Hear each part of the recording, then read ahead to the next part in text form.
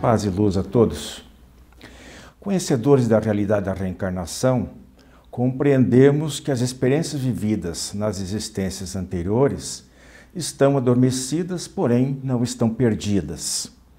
Se prestarmos atenção ao nosso comportamento e ao que acontece conosco no presente, podemos ter boas pistas do que fomos e do que fizemos nas vidas passadas.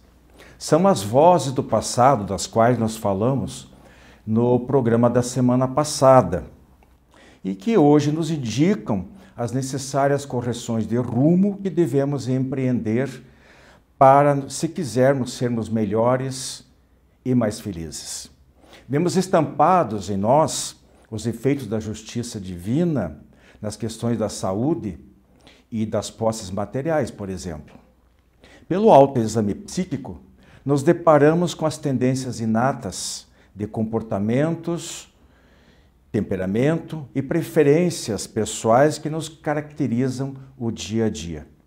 Tanto quanto temos as ideias inatas, que são reflexo de aprendizados e atividades intelectuais cultivadas. Defrontamo-nos com o ressurgimento de ligações afetivas que retornam na forma dos laços familiares. Outras amizades também, tanto quanto as antipatias, que não raro promovem aproximações com espíritos inimigos e que surgem daí a erupção de conflitos graves. Em tudo que pensamos, sentimos e agimos, estamos impregnados das marcas do passado.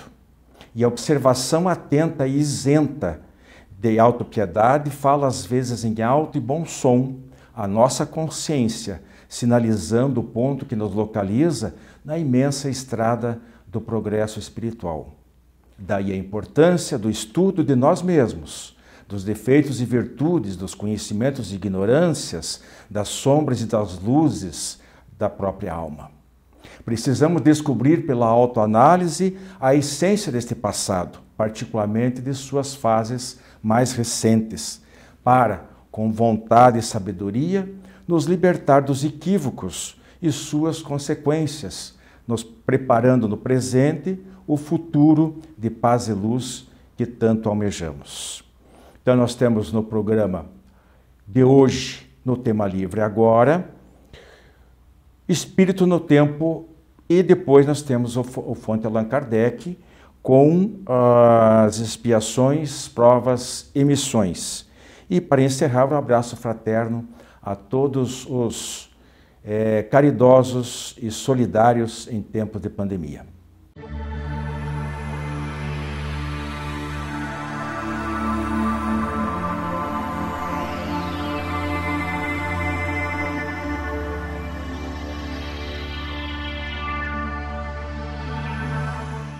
Amigos do Diálogo Espírita, estamos iniciando nosso tema livre de hoje para falar sobre o espírito no tempo presente. Vocês lembram que na semana passada nós comentamos que estávamos tentando explanar aqui uma espécie de minissérie em 3 programas consecutivos sobre as experiências do espírito imortal no passado, no presente e no futuro. Nós falamos justamente do passado e hoje vamos falar sobre o presente. E na próxima semana complementaremos com o futuro, obviamente. Estou aqui mais uma vez na companhia do Dineudo e Paula. Seja bem-vindo mais uma vez. Obrigado. Andréia, da mesma forma. Eu coloquei aqui uma frase inicial para vocês, mas responderem até no decorrer do programa. Diz o seguinte: possuímos experiência do passado e esperança do futuro, porém só no hoje é que alcançamos a plena realização da vida. Bem, diante disso, meu caro Dineu, o que representa para a alma, o espírito imortal, o tempo presente? Eu acho interessante recordar a lei do progresso, que nós estamos, por conta dela, o espírito nunca retrograda. Ele pode até paralisar um pouco seu processo evolutivo, mas ele está sempre aprendendo e sempre evoluindo, especialmente em termos morais. Então hoje nós somos a melhor versão de nós mesmos. Nunca fomos tão inteligentes, tão bondosos, tão humildes, tão pacientes. Então hoje é a nossa grande oportunidade No passado, as opções já foram feitas, nós já vivemos e vivemos com as consequências delas em nós, em nosso psiquismo, em nossas possibilidades, em nossa capacidade de resiliência. E dependendo do que fizermos hoje ou amanhã será. Só que o será ainda é um porvir, ainda é algo que, por exemplo, programei para mim várias provas. Se eu não fizer as minhas provas corretamente hoje, o meu futuro vai ser simplesmente repetir as vivências de agora. Então agora é um momento decisivo para que eu faça o meu melhor. Estou munido dos meus melhores recursos, estou no meu melhor ambiente, ninguém erra de endereço ao reencarnar. Então eu estou no melhor momento para fazer o melhor de mim. É o momento em que eu posso me libertar dos meus atavismos infelizes, desenvolver virtudes, ser solidários. É o meu maior tesouro, é o momento presente. Andréia, o presente é mais importante do que o futuro, do que o passado e o futuro, ou só em relação ao presente, ou só em relação ao futuro? Como é que você vê? Eu vou engatar aqui na resposta do Dineu, né? O melhor momento é agora, né? A psicologia também trabalha com essa ideia, né? Há vertentes, por exemplo, na psicologia que vai entender o passado do indivíduo para entender o que está acontecendo no presente. Mas a maioria das vertentes, das abordagens, como a gente chama, elas focam no aqui e agora, que é o que está acontecendo agora, como você pode melhorar agora. E vai lidando daí à medida que a pessoa vai trazendo a história do passado para ir desmembrando isso. Mas o presente, e isso é filosófico também, né? Outras correntes filosóficas falam que o presente é o momento mais importante. Pois é, isso que a psicologia, a gente sabe que existe, por ser uma ciência oficializada e tal, o patamar, o horizonte deles, embora para trás, né, falar em horizonte passado, se limita a essa reencarnação. Nós, espiritualistas, temos uma visão, então daí veja a grande importância quando nós estendemos esse passado para bem distante e fazemos um somatório de experiências, de vivências para juntar tudo, né, no dia de hoje, né? Por que mesmo que nós reencarnamos? Uma síntese. Questão 132 do Livro dos Espíritos, né? Por que o espírito reencarna? Ele reencarna para evoluir, tá? Para aprender, porque existem certas experiências e aprendizados que você só consegue na matéria. E também para se colocar em condição de fazer a parte que ele cabe na criação. Então é para que eu evolua individualmente, para que eu auxilie o mundo em que eu estou, a que ele evolua também. E a respeito disso, há duas coisas muito interessantes, porque viver na carne, ela nos traz algumas necessidades e limitações que são preciosas para a elaboração do caráter.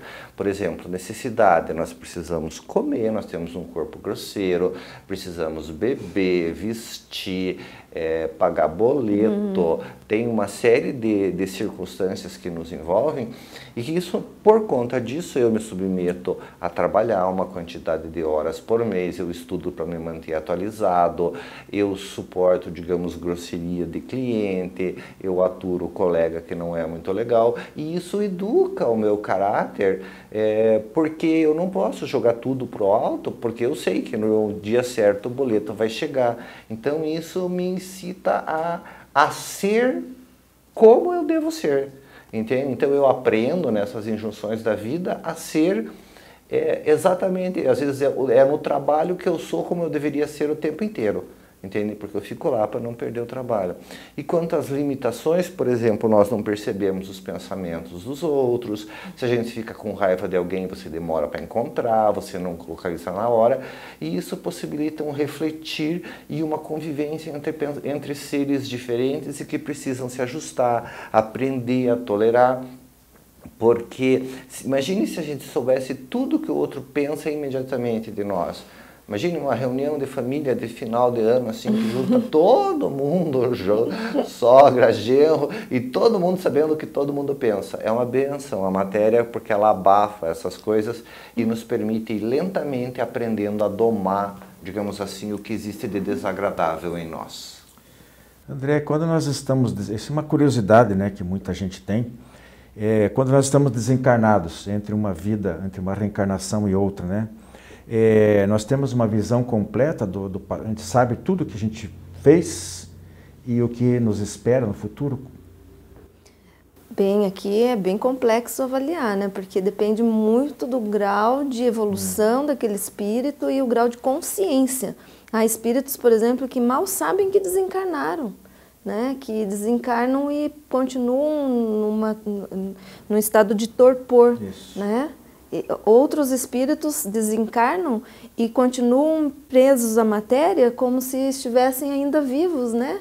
Como se eles ainda pudessem controlar aquela pessoa, aquela esposa, aquele filho, aquela pessoa que convivia com eles. Então, há espíritos que desencarnam e já naturalmente, pelo grau de evolução, já conseguem perceber o estado que se encontram e por que estão naquele momento.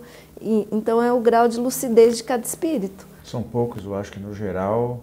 São relativamente poucos os que têm essa lucidez maior, né? Infelizmente. Depende justamente de nós hoje, quando partirmos, temos uma estada melhor já, mais apoiado, com mais apoio, com mais orientação, com mais esclarecimento. Depende do presente. Depende do presente, do que nós fizemos aqui. Como aproveitar o tempo? A diferença entre aproveitar bem e aproveitar ao máximo? Olha, o Chico Xavier... ele dizia que uma das maiores causas de tristeza que ele via nos espíritos era o não ter aproveitado bem a vida para fazer o bem, tá? Não ter aproveitado todas as oportunidades. Então eu penso que a gente deve fazer o máximo de bem que podemos no contexto em que nos encontramos, mas isso também não significa nos desestruturar até emocionalmente e se lançar numa tentativa louca de fazer o máximo, que pode ser até uma fuga da vida de certas coisas. E a respeito disso eu li ainda ontem no livro Boa Nova, que quando um dos espíritos não conseguiu expulsar, digamos, alguém que estava possuído por um espírito perturbado, e depois ele foi conversar com Jesus, e daí ele perguntou: mestre, por que o senhor não convoca imediatamente todos os espíritos perturbados da terra e os expulsa a todos? Entende? E esclarece a todos e dá paz a todos e liberta todo mundo. Ele disse: você acha que o Pai, se quisesse, não poderia fazer isso? E que nosso amor é mais puro do que o do Pai Celeste?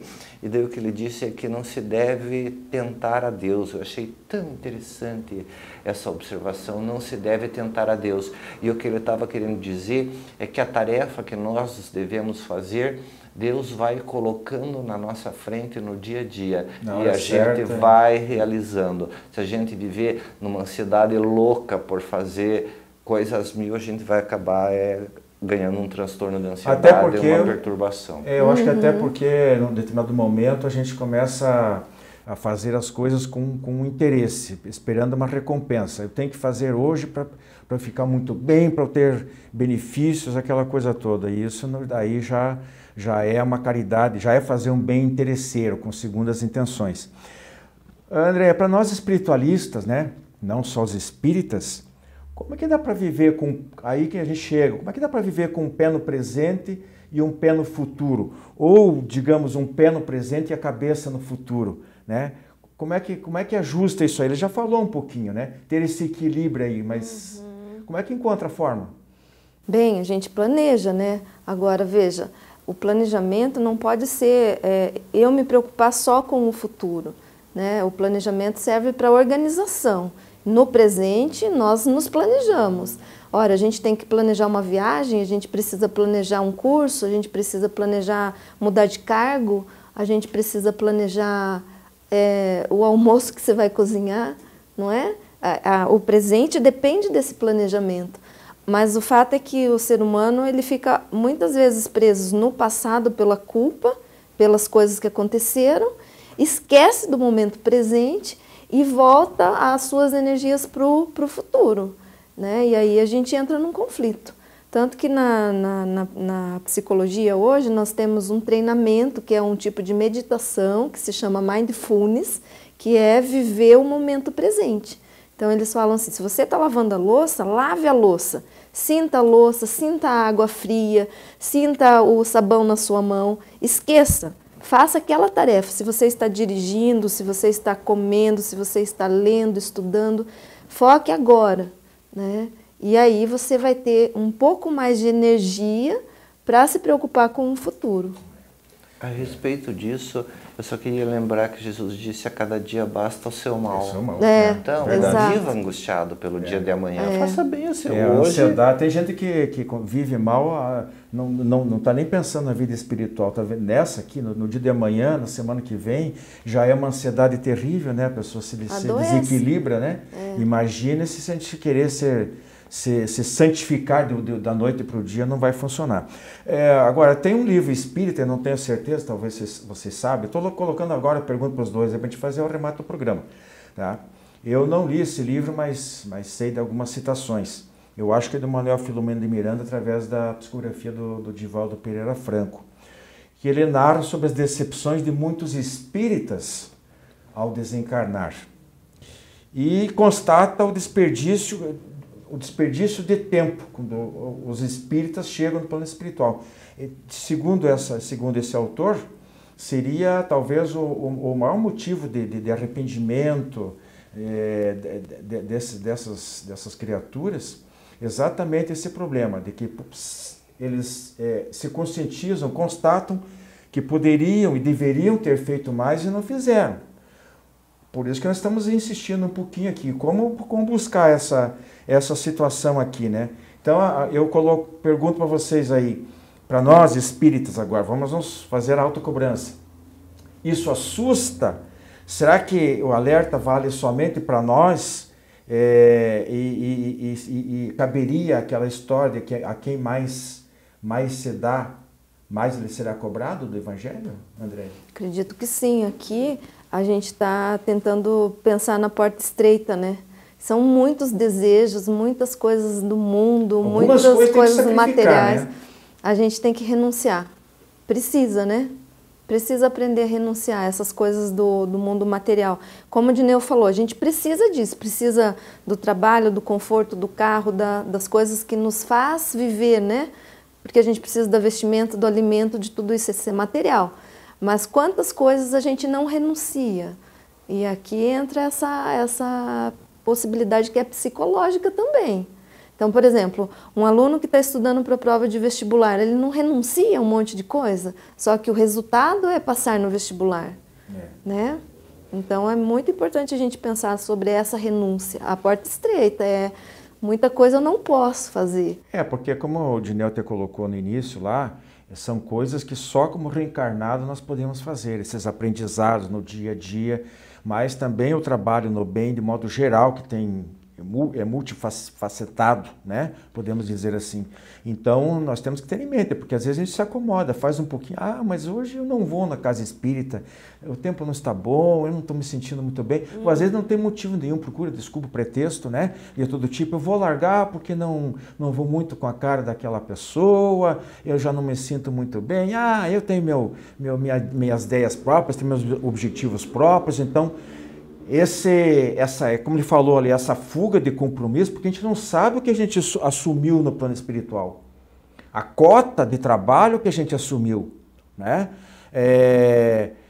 Temos que tomar cuidado com isso aí. Bom, nosso tempo está em cima, então fica de novo aí, eu refaço o convite para vocês, para na próxima semana nós trazermos a conclusão dessa situação do espírito no passado, no presente, e daí vamos falar no futuro.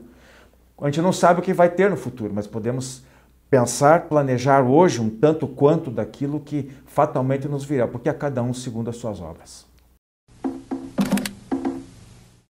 Jornal Comunicação Espírita. Nesta edição você confere AD Paraná, 23 anos de jornal e 7 anos de TV. A fatalidade na doutrina espírita. Os Dois Lados da Mediunidade, do reverendo Staton Moses. E ainda, na seção livros que eu recomendo, a obra A Biologia da Crença, Jornal Comunicação Espírita, assinatura anual apenas R$20. Assine e recomende.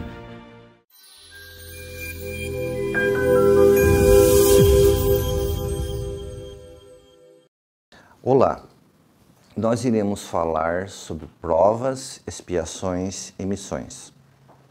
A respeito de missões, é muito comum ouvir a indagação: qual a minha missão na vida? É um termo que comporta duas acepções muito distintas. Uma acepção comum, que vale para todo mundo, é viver com dignidade. É ser bom pai, bom professor, bom filho, bom aluno, é fazer tudo com correção, porque os outros estão nos olhando e porque nós somos um exemplo, queiramos ou não, para quem acompanha a nossa vida. Agora, missão, num sentido muito específico, os espíritos informam que ela é reservada para quem já fez suas provas no passado, ou seja, é um espírito muito preparado e que deve interferir nos destinos coletivos. Esse tipo de missionário, ele frequentemente se ignora, ele não tem a menor noção de que tem uma missão a cumprir, ele não planeja fazer algo de grande, apenas lentamente a vida vai o encaminhando a uma posição em que, de repente, ele está influenciando os destinos coletivos. Como é um espírito mais evoluído, ele não é vaidoso. Então pode-se dizer que quem quer ter uma grande missão, não tem. Quem acha que tem uma grande missão, não tem. Quem não acha e não quer, talvez tenha. Depende de ser convocado por Deus a uma tarefa que vai fazer diferença na vida dos outros. E quanto a provas e expiações? Todas as agruras, as dificuldades da vida, elas são provas ou expiações. Expiações têm a ver com o passado, com vícios, com erros que cometemos. Elas constitui, digamos, uma espécie de retorno do que fizemos e que foi equivocado. Por exemplo, eu tenho o vício da gula e em alguma encarnação passada ou várias, eu sempre comi além da conta e isso fez com que eu morresse antes do tempo, tivesse várias enfermidades, não aproveitasse todas as oportunidades da vida. Daí eu renasço com um estômago frágil que vai me educar. E daí eu vou ter de aprender a comer com frugalidade. Essa é a expiação. É uma espécie de dor que vem a corrigir um defeito de caráter. Só que toda expiação também é uma prova. E o que é prova? Prova é algo que consolida virtudes. Então, nesse caso que a pessoa precisa aprender a ser frugal, a expiação é aquela dor, aquele desconforto estomacal. E a prova é ela fazer com bom ânimo e sem reclamar. Então, as provas, elas visam ao futuro. Nem toda prova é uma expiação. Pode ser simplesmente um aprendizado a que eu aprenda a paciência, a tolerância. Então, eu sou colocado num contexto para desenvolver virtudes. Então, o fato de alguém sofrer e estar em posição difícil não quer dizer que é alguém que muito errou. Pode ser simplesmente alguém muito forte que está se preparando para vivências muito mais nobres no futuro. Clube do Livro Espírita de Curitiba. Mais de 2 décadas consolando corações, iluminando consciências. Associe-se e tenha o melhor da literatura espírita em sua casa.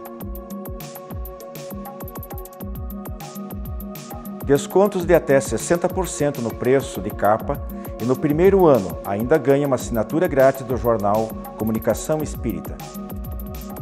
Associe-se agora e contribua para a manutenção deste programa.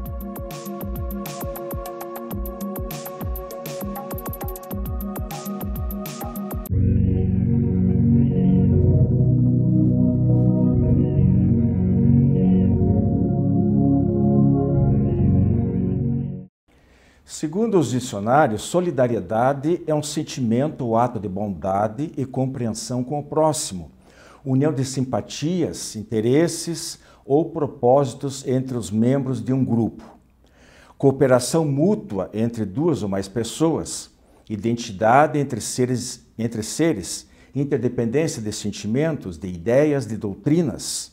Solidariedade social subentende a ideia de que, com os seus praticantes, se sintam integrantes de uma mesma comunidade e, portanto, sintam-se interdependentes.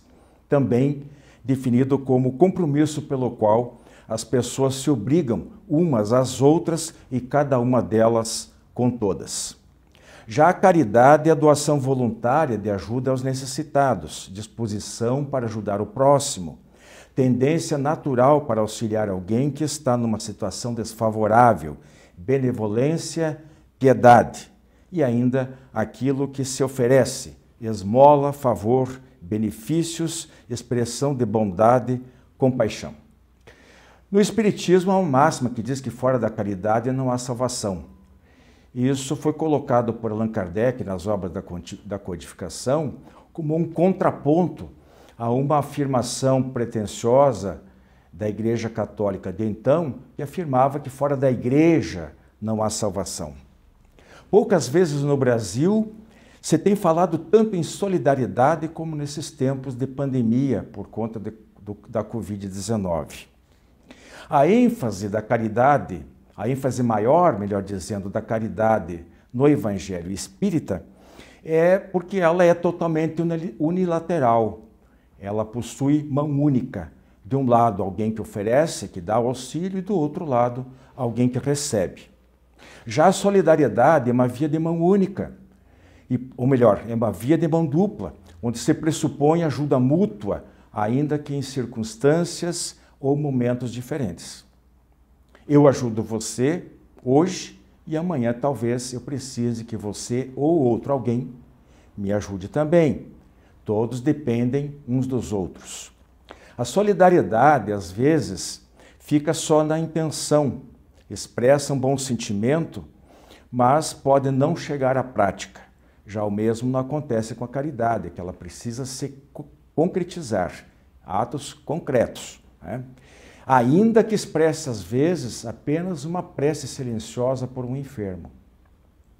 Outra diferença, e isso agora vem a favor da solidariedade, é que ela facilita a aceitação por parte de quem recebe, a aceitação do benefício, né?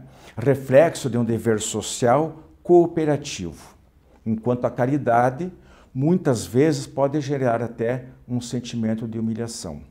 Seja como for, solidariedade ou caridade, o nosso abraço fraterno da semana a todos esses que, de uma forma ou de outra, estão preocupados com o próximo nesses tempos de pandemia. Vizinhos, desconhecidos, empresários, estudantes, fabricação de máscaras, de álcool gel, distribuição de cestas básicas, lives de músicas, concerto de respiradores artificiais, refeições, marmitas para caminhoneiros, roupas e tantas outras classes de pessoas e formas de auxílio. A todos eles, inclusos talvez muitos de vocês que estão nos assistindo agora, solidários e caridosos, o nosso reconhecimento e desejo de que o Divino Criador os recompense com paz e luz em seus caminhos. E lembre-se, fazer o bem faz bem, então faça o bem você também.